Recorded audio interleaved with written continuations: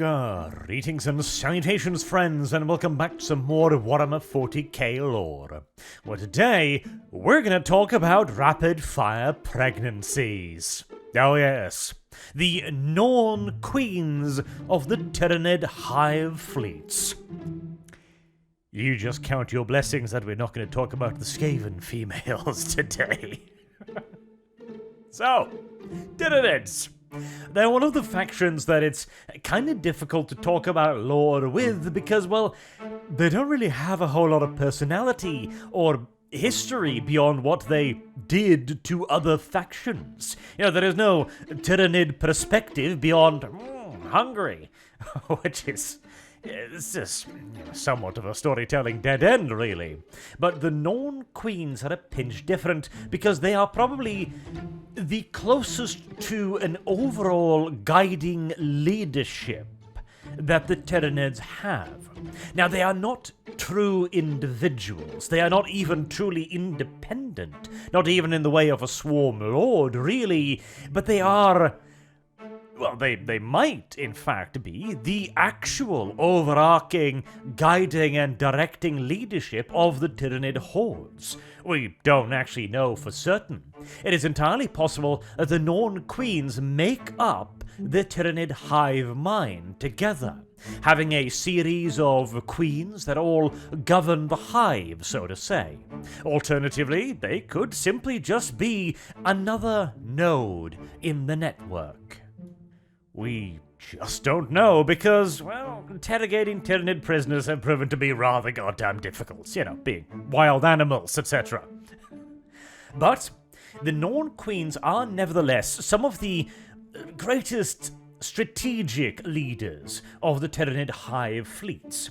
They are the ones whose needs dictate the fleet's movements, because they need to be fed constantly with fresh biomaterial to create the countless organisms that make up the world's scouring armies of the hive minds. And without the Norn-Queens, of course, those self-same armies will grind to a halt awfully quickly, as the Tyranids' primary strength is their ability to simply kinda just keep swamping whatever is in their way.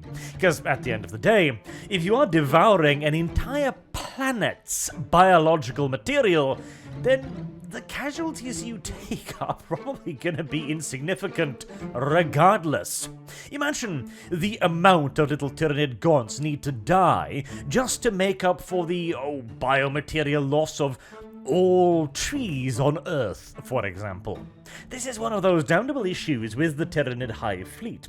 Bleeding them dry is almost impossible because the amount of resources they gain from seizing a world is almost certain to be in order of magnitudes greater than any quantity that you can actually extricate from them on the defensive. Which is why the Inquisition have taken to simply just virus bombing entire planets, preferably after the Tyranids have started their assimilation process, so as to maximize the loss of biological material. But these are, of course, more immediate strategic concerns for the Swarm Lords to consider.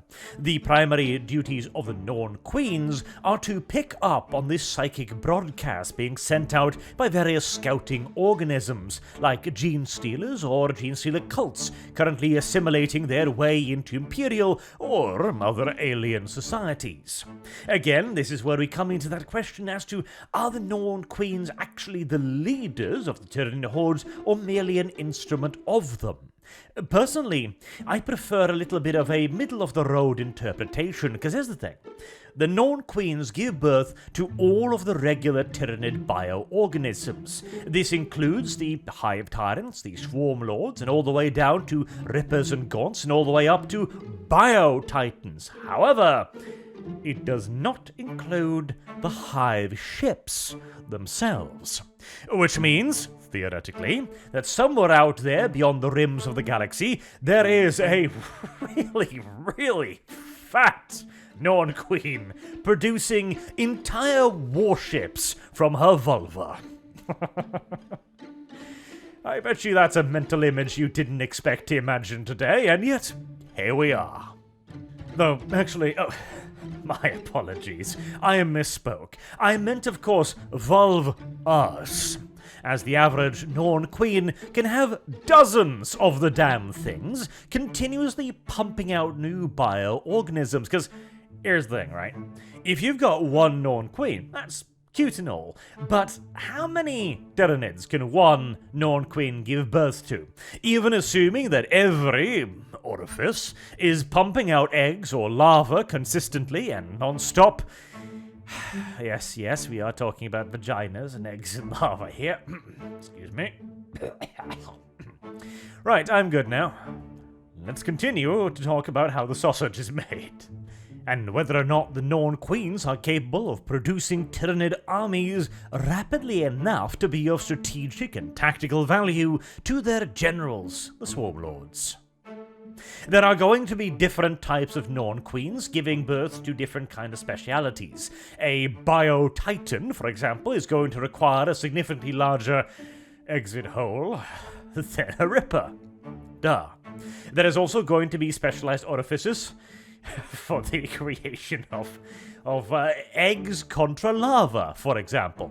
But let us assume that each Norn-Queen can produce smaller organisms like gaunts at a rate of 1 per minute per orifice. Assuming no birthing breaks, that would give us some 720 new gaunts every single hour. Now, the gestation period might also then vary. The gaunts might not arrive fully formed and ready to fight. They might need to have their weapons birthed to them as well, for example. The adrenal glands used by the little hormagaunts, they need to be birthed separately. The flesh borer weapons used by the termagaunts also need to be born separately as well. So for sake of equipment and armament, let us cut that in half, shall we? Just to be on the pessimistic side. So what we're looking at then is roughly 360 fully equipped little snappy, angry baby monsters per hour. Which would, of course, again in turn translate into 8,640 little warrior beasts over the course of 24 hours, a single day. That would be the rough equivalent of a reinforced brigade or a small division in modern military terms. Which is quite a lot.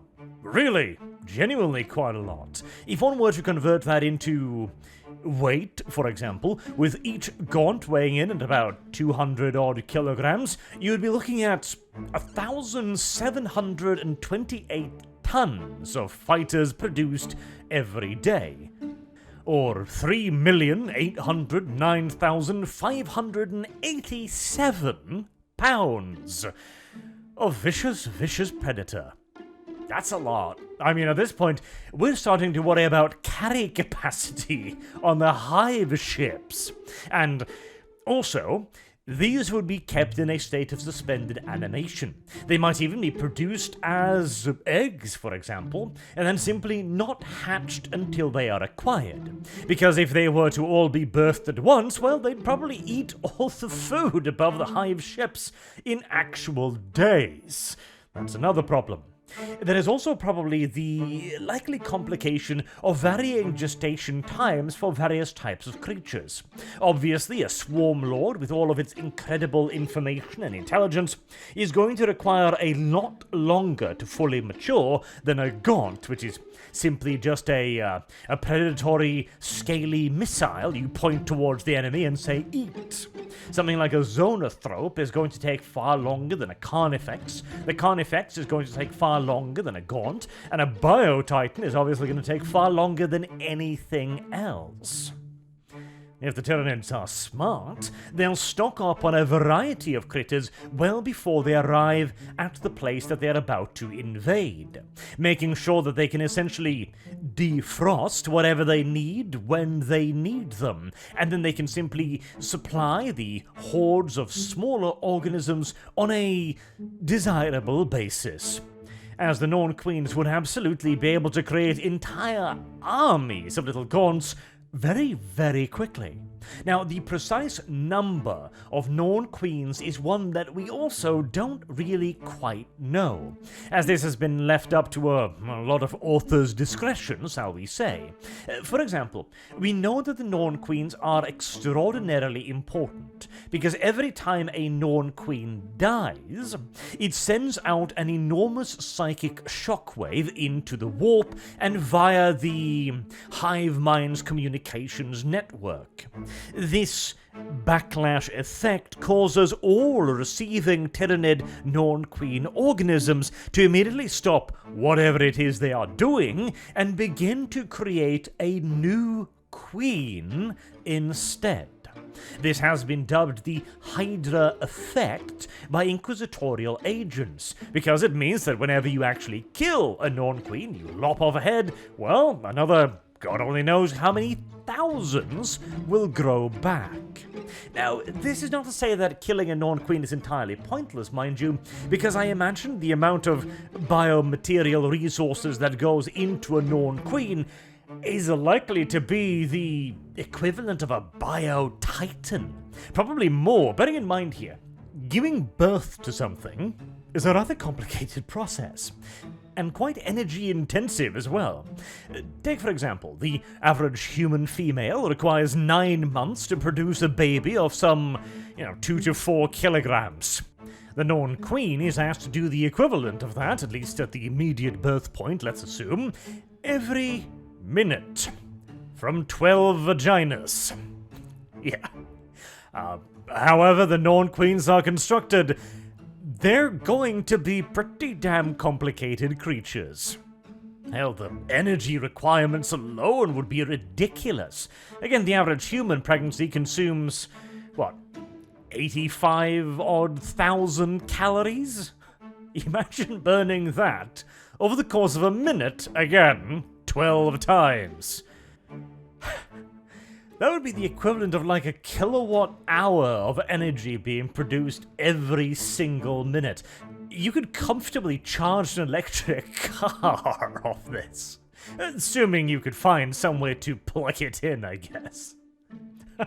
We are wandering somewhat off the point at this moment right here, but the thing I am getting towards is that even though new Norn-Queens are produced every time one dies, the energy expenditure, the amount of biological resources required to create this very complex biological engine is likely to be astounding, to the point where you could theoretically baby boom the hive mind to death. You're gonna have to kill quite a lot of Norn-Queens to get there, but it is a theoretical possibility. But before we get too far lost, let's return to the question as to whether or not the Norn-Queens can actually create an army on the fly for their Swarm Lord generals. Well, let's say you've got a dozen Norn-Queens, alright? Each one is producing gaunts at the same rate. That would translate into 103,680 gaunts every single day. That's a lot of gaunts. That is a hell of a lot of gaunts. That means that they'd be able to produce over 1 million gaunts in 10 days. Presuming the Hive fleet has been smart enough to save up on some of the more advanced organisms as well, the leaders and the specialists of the Tyranid army, then yes, it seems entirely plausible that a Tyranid invading fleet can actually create an army on the fly whilst it is approaching a planet. Bearing in mind this is one of those derpy cases with 40k, where sometimes approaching a world can take weeks and months, and sometimes hours, so, But again, assuming the Tyranids aren't complete idiots, this would mean that if a fleet gets a couple of weeks warning, maybe even a few months, they can absolutely produce an entire invasion army from scratch within that time period, and continuously reinforce them whilst in theatre at a rate of 100,000 new gaunts every single day. Now that will, of course, require an obscene amount of biological material in the tens of millions of metric tons every day.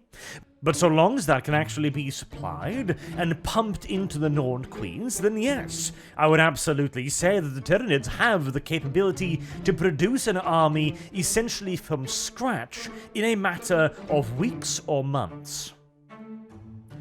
And that's assuming a mere dozen Norn-Queens. Imagine if there were 100 of the damn things. Pretty close to 1,000,000 new fighting organisms that could pour down onto a planet's surface every single day. Numbers adjusted, of course, if you need more warriors, or zonothropes, or hive tyrants, or bio-titans, but even so, the sheer amount of material, of biological material that could be produced and dumped into the fight would be ridiculous, and gives you a very good idea of what an absolutely unstoppable foe the Tyranids could be, where we are talking literal oceans of hostile creatures just coming on and on and on in a wave so thick and plentiful, you're unlikely to even have enough ammunition to kill them all. Now that is so cool, it's almost worth all of the talk about berthing and monster vulvas that we've already done. The Tyranids. An interesting topic to cover, are they not? Though I will again point out, this is a bit more of a simplified math question right here, because you wouldn't just be producing gaunts. Now, we've already taken into consideration the production of weaponry, and with the weapons come the ammunition, since of course Tyranid weapons will literally have the babies, the ammunition, already inside of the weapon, and the gun itself is capable of producing further babies to fire at the enemy.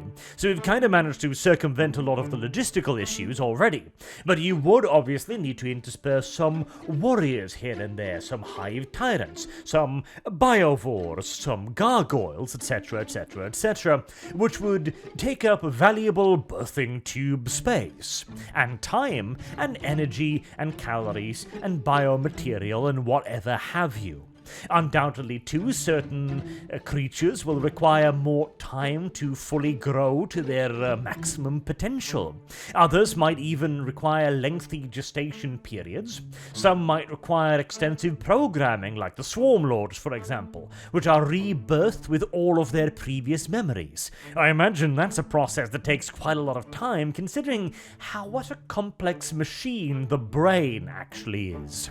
And if you're producing a genius-level intelligence, that sounds like something that's gonna take more than a 5-minute pause, you know?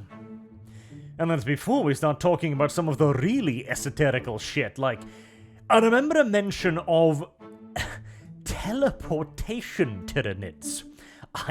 I cannot for the life of me remember where, but I am almost certain there was a mention at some point about Tyranid, like, worm things that were able to teleport Tyranid organisms. Now, bear you in mind, this could be massively outdated, ancient nonsense lore, because I cannot for the life of me square this particular circle, because, okay, the Tyranids don't like the warp.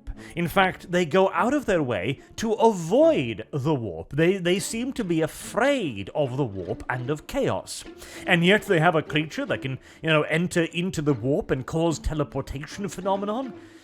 This is one of those cases where what my brain is telling me seems to be defeated by what the rest of my brain is telling me, but, The point, nevertheless, stands that there are going to be far more complex Tyranid bioorganisms, and so even though they do have a ridiculous production capability, it is not impossible to stem the tide. Killing enough of the big creatures will in turn stem the flow of the little ones, presumably, just as killing enough of the little ones will in turn impact the production of the larger and more complex bioorganisms. Plus, if you manage to actually kill a Norn-Queen, you will be imposing an enormous resource drain on all the other Tyranid vessels, who will then be trying to birth new Norn-Queens. Now, in the long term, that could of course be detrimental, since you are creating further army birthing creatures that could each and every one of them go on a crusade all of their very own to overrun a planet. But in the short term, presuming you can deal with the influx of enemies, you could actually potentially starve out the Tyranid fleet. See, now I feel the urge to try and figure out how many calories all of the Earth's biomass might be worth to come up with a decent comparison, but honestly, even my autism has limits.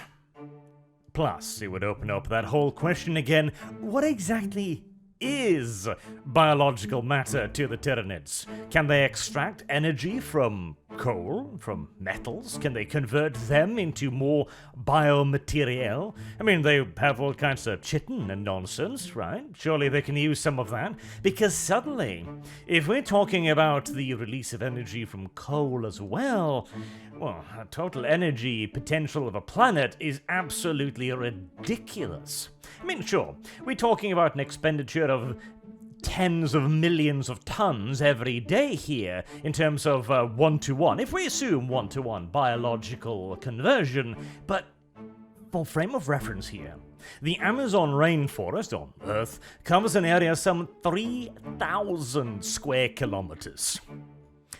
That's a lot of potential nids right there. Planets are big. Planets are really big.